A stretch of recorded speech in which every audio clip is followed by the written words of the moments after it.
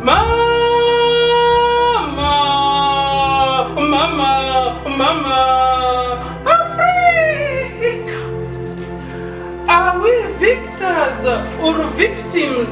For I see we have become the victorious vagabonds of our own history. The victorious vagabonds of our own history. Mama, mama, Africa. Fathers deserting their homes due to the diaspora syndrome. Girl children dropping out of school to become housemaids, street vendors, and premature mothers. Teenage girls sporting oversized pregnancies. Boy children dropping out of school to become loafers, drug peddlers, and premature daddies. Sons and daughters turning into insensible caricatures that drown obscenities in everyone's face, searching for a cultural identity. Mama, mama, mama, Africa. Tribalism, mama, I must say, mama. Tribalism. Mama. Warlordism. Mama. Genocidism. Mama. Bacha. Mama. Charles Taylor. Mama. Idi Amin. Mama. Mama. Mama. Africa. Our children are not bulletproof. Our mothers' wombs are not immunized against quenchless bayonets. Our brothers and sisters are not protected from the gunman's shadow. Our parents are not protected from scatter bombs and stun grenades. But I know, Mama, that beyond our darkest dreams, Africa shall rise from the deepest dungeons of poverty. The blood that courses through my veins once survived colonialism. The heart that pounds in my breast once survived the slave trade. So I know, Mama, that this same blood, this same heart shall survive all post-colonial confusions and divisions. Mama, Africa! This one is called Which Way Africa? Which way my people, which way my Africa? What song shall I sing? What dance shall I dance when I hear the thunder of the African drum? But the celebration drums have grown silent. The voices of the oracles have diminished. The gods of the savannah have turned to drinking their children's blood. The children of the savannah are deserting their homes. And is it easy for them to hunt in an alien jungle where they can easily become the hunted? Which way my people, which way my Africa? What song shall I sing? What dance shall I dance when I hear the thunder of the African drum? Was colonialism a blessing or a curse to Africa? Decades after the colonial legacy, has democracy failed Africa, or is Africa a failed democracy? Which way my people, which way my Africa? What song shall I sing? What dance shall I dance when I hear the thunder of the African drum? Is tribal esteem fuel enough to trigger ethnic clashes? Are differences in political affiliation a reason enough to cut a brother's throat? Are religious differences a reason enough to draw battle lines in Africa? awake, my people, awake, my Africa. The Supreme Being loves us all in our different ways. So, this is a time to preach the hadith and gospel of sanity, humanity, unity through diversity.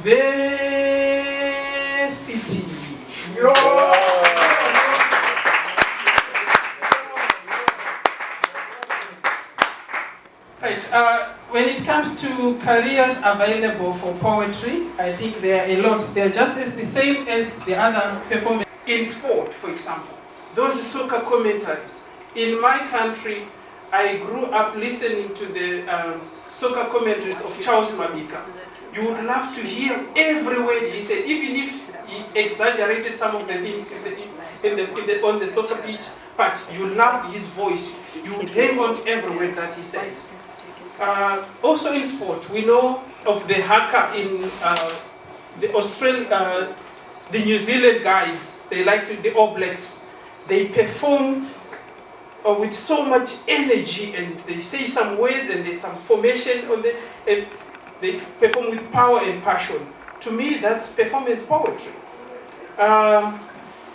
Every young man, when they are growing up, in my culture, you will have to learn how to, when it comes to the time when you need to court a girl, like courtship, when you want you need to learn some ways, some special ways to say to a girl, so that you can, when you ask,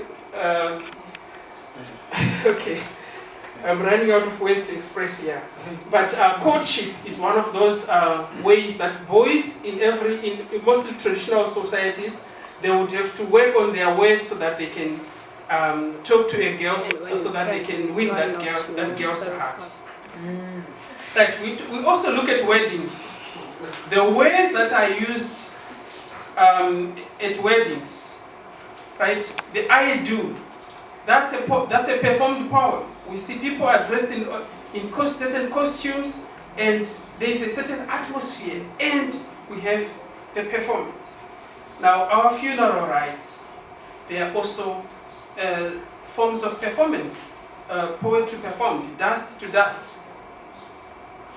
I grew up in a culture of totemism. When you, if you're in the Shona culture, every person belongs to a certain tribe. Now, if you belong to a certain tribe, you're identified with a certain animal. Maybe of the tribe of the lion, the baboon, whatever animal. But now, the first thing you learn is that you need to recite your totem. It's in poetic form. So if you go hunt for somebody, I grew up in a rural culture, if you bring some, let's say you shoot a bird in the forest, or you hunt, you bring home a springbok or a bushbuck that you've managed to hunt down, you bring it home, your mother would like jump around, ululate, and recite your totem. So that was performance poetry. So it's already in our culture. Then we also have our names. The moment you are born, your parents choose a name according to the atmosphere or what is happening during that time. Your name carries a certain message. If you ask your parents, the reason why they gave you that name. Then we've got this call, and the most performed poems in our traditional societies are the call and response style. Let's take, for example, in our greetings. There's a way you say, whether you feel right or whether you feel okay or you are not feeling well, there are certain words you repeat because that's the culture. The first person greets you, there's a certain way you respond. And then there's another set of words you say again, and then the other person responds. You go on and go on for a little while. In the culture I come from, we clap in a certain way, depending on the person you are greeting. So it's a form of a performed performance. Then, if we look at our political slogans, there is a call and a response. That's performance poetry. I only know in South Africa, I know the ANC slogan. When someone says, Amanda, and they've got the Gawe too. That kind of, you see the rhythm, the power, and the passion. That's performance poetry. In West Africa, we've got the tradition of the griots. They don't go to work, they don't go to the field. Those people are called the talking drums. They keep the culture, the history of their society. They cram all the names, they know the days that, they know their first ancestor, the first battles that were fought, the names of the places, the names of the people. So they only sit at home and learn all the facts about their culture. And people bring goats and cows and stuff so that these guys, they are scared that if they go to the field, they are going to be met by an accident, and then they are going to lose the whole information that is in their heads. They always say, if a griot dies, it's like a whole library has been burnt down. So these guys, the griots, they go from village to village on certain festivals. They recite the history of their society through performance poetry. In Southern Africa, we've got the Imbongi. We know that whenever there is a Sona address, there's that guy who performs a poem before the president makes the national address. That's performance poetry. That's rooted in our culture.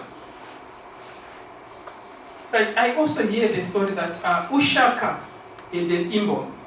So we know that some of the history of Shaka is that when he was young, he had some enemies. When he grew up, he said, I am going to get all of those enemies, I'm going to kill them. So when he was killing his enemies for quite some time, his Imbongi recited the poem one day, and he was telling, he praised the king, praised the king, praised the king, and then he asked the king, if the king keeps on to kill his enemies, how many people is he going to rule?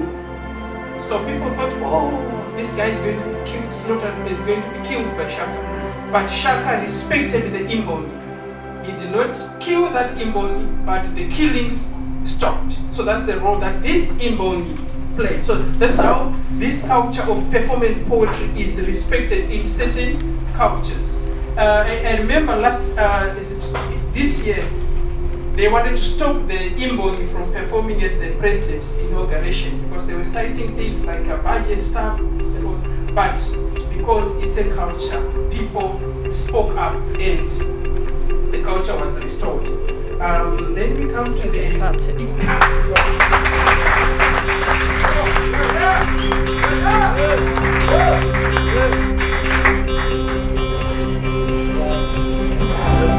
How you like that? How you like that?